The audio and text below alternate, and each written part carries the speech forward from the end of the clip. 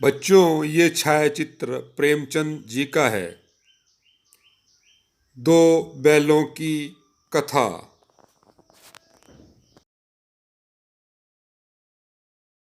बच्चों, आज हम प्रेमचंद जी द्वारा रचित कहानी दो बैलों की कथा के चौथे भाग का अध्ययन करेंगे। तीसरे भाग में हमने पढ़ा कि किस तरह खड़ी फसल चरने के बाद हीरा मोती को पकड़ लिया गया और कांजी हाउस में कैद कर दिया गया। तो किस तरह से उन्होंने दीवार तोड़ी, दीवार तोड़ने के बाद बाकी पशु किस प्रकार से भागते हैं, इसका अध्ययन हम अब चौथे भाग में करेंगे। आधी रात से ऊपर जा चुकी थी। दोनों गधे अभी खड़े सोच रहे थे कि भागें या ना भागें, और मोती अपने मित्र की रस्सी तोड़ने में लगा हुआ था। जब वह हार गया तो हीरा ने कहा, तुम जाओ, मुझे यहीं पड़ा रहने दो, शायद कहीं भेंट हो जाए। मोती ने आंखों में आंसू लाकर कहा, तुम मुझे इतना स्वार्थी समझते हो हीरा? हम और तुम इतने दिनों एक साथ रहे हैं, आज तुम विपत्ति में पड़ गए तो मैं तुम्हें अलग छोड़कर अलग हो जाऊं? हीरा ने कहा, बहुत मार पड़ेगी, लोग समझ जाएंगे यह तुम्हारी शरारत है। मोती गर्व से बोला, जिस अपराध के लिए तुम्हारे गले में बंधन पड़ा, उसके लिए अगर मुझ पर मार पड़े तो क्या चिंता। इतना तो हो ही गया कि 9-10 प्राणियों की जान बच गई, वे सब तो आशीर्वाद देंगे। यह कहते हुए मोती ने दोनों गधों को सींगों से मार मार कर बाड़े के बाहर निकाला और तब अपने बंधु के पास आकर सो रहा। भोर होते ही मुंशी और चौकीदार तथा अन्य कर्मचारियों में कैसी खलबली मची, इसे लिखने की जरूरत नहीं। बस इतना ही काफी है कि मोती की खूब मरम्मत हुई और उसे भी मोटी रस्सी से बांध दिया गया। एक सप्ताह तक दोनों मित्र वहां बंधे पड़े रहे। किसी ने चारे का एक तृण भी ना डाला। तृण यानी तिनका। हाँ, एक बार पानी दिखा दिया जाता था, यही उनका आधार था। दोनों इतने दुर्बल यानी कमजोर हो गए थे कि उठा तक ना जाता था। ठठरियां यानी हड्डियां निकल आई थीं। एक दिन बाड़े के सामने डुग्गी बजने लगी और दोपहर होते होते वहां 50-60 आदमी जमा हो गए। तब दोनों मित्र निकाले गए और उनकी देखभाल होने लगी।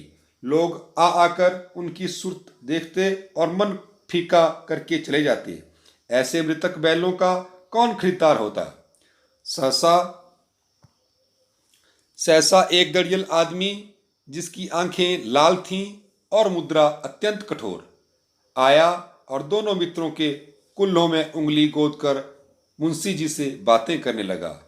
उसका चेहरा देखकर अंतर्ज्ञान से दोनों मित्रों के दिल कांप उठे। अंतर्ज्ञान यानी आंतरिक ज्ञान। वह कौन है और उन्हें क्यों टटोल रहा है, इस विषय में उन्हें कोई संदेह ना हुआ। दोनों ने एक दूसरे को भीत नेत्रों से देखा और सिर झुका लिया। हीरा ने कहा, गया के घर से नाहक यानी बेकार भागे, अब जान ना बचेगी। मोती ने अश्रद्धा के भाव से उत्तर दिया, कहते हैं भगवान सबके ऊपर दया करते हैं, उन्हें हमारे ऊपर क्यों दया नहीं आती? भगवान के लिए हमारा मरना जीना दोनों बराबर है। चलो, अच्छा ही है, कुछ दिन उसके पास तो रहेंगे। एक बार भगवान ने उस लड़की के रूप में हमें बचाया था, क्या अब ना बचाएंगे? यह आदमी छुरी चलाएगा, देख लेना। तो क्या चिंता है, मांस खाल सींग हड्डी सब किसी न किसी काम आ जाएंगे। नीलाम हो जाने के बाद दोनों मित्र उस गड़ियल के साथ चले। दोनों की बोटी बोटी कांप रही थी। बेचारे पांव तक ना उठा सकते थे, पर भय के मारे गिरते पड़ते भागे जाते थे, क्योंकि वह जरा भी चाल धीमी हो जाने पर जोर से डंडा जमा देता था। राह में गाय बैलों का एक रेवड़ यानी पशुओं का झुंड हरे भरे हरे हरे हार में चरता नजर आया। सभी जानवर प्रसन्न थे, चिकने चपल, कोई उछलता था, कोई आनंद से बैठा पागुर करता था। कितना सुखी जीवन था इनका, पर कितने स्वार्थी हैं सब। किसी को चिंता नहीं कि उनके दो भाई बधिक के हाथ पड़े कैसे दुखी हैं। सहसा दोनों को ऐसा मालूम हुआ कि यह परिचित रहा है। हाँ, इसी रास्ते से गया उन्हें ले गया था। वही खेत, वही बाग, वही गांव मिलने लगे। प्रतिक्षण उनकी चाल तेज होने लगी। सारी थकान, सारी दुर्बलता यानी कमजोरी गायब हो गई। आह, यह लो, अपना ही हार आ गया।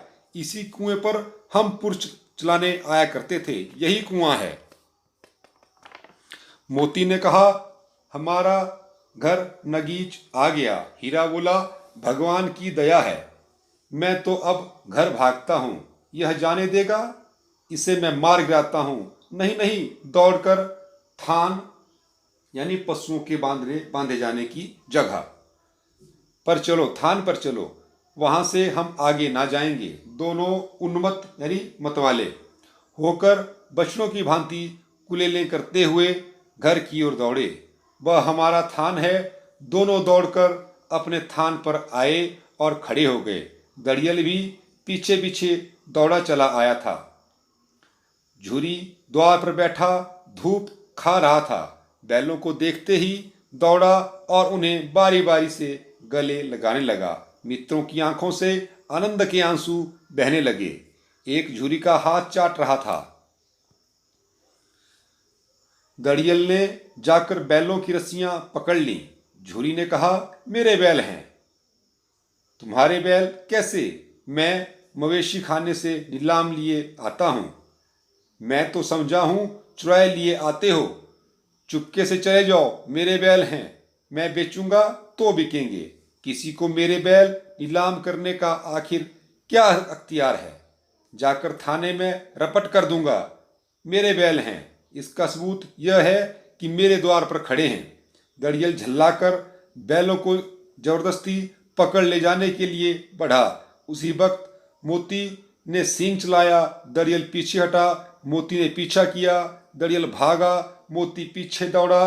गांव के बाहर निकल जाने पर वह रुका, पर खड़ा दड़ियल का रास्ता देख रहा था। दड़ियल दूर खड़ा धमकियां दे रहा था, गालियां निकाल रहा था, पत्थर फेंक रहा था, और मोती विजयी सूर की भांति उसका रास्ता रोके खड़ा था। गांव के लोग यह तमाशा देखते थे और हंसते थे। जब दड़ियल हार कर चला गया तो मोती अकड़ता हुआ लौटा। हीरा ने कहा, मैं डर रहा था कि कहीं तुम उसे गुस्से में आकर मार ना बैठो। अगर वह मुझे पकड़ता तो मैं बेमारे ना छोड़ता। अब ना आएगा, आएगा तो दूर से ही से खबर लूंगा, देखूं कैसे ले जाता है। जो गोली मरवा दे मर जाऊंगा, पर उसके काम तो ना आऊंगा।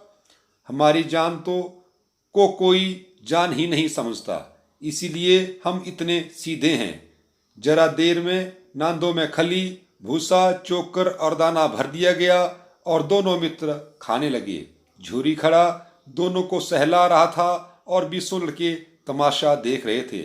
सारे गांव में उत्साह यानी उत्सव, आनंद सा मालूम होता था।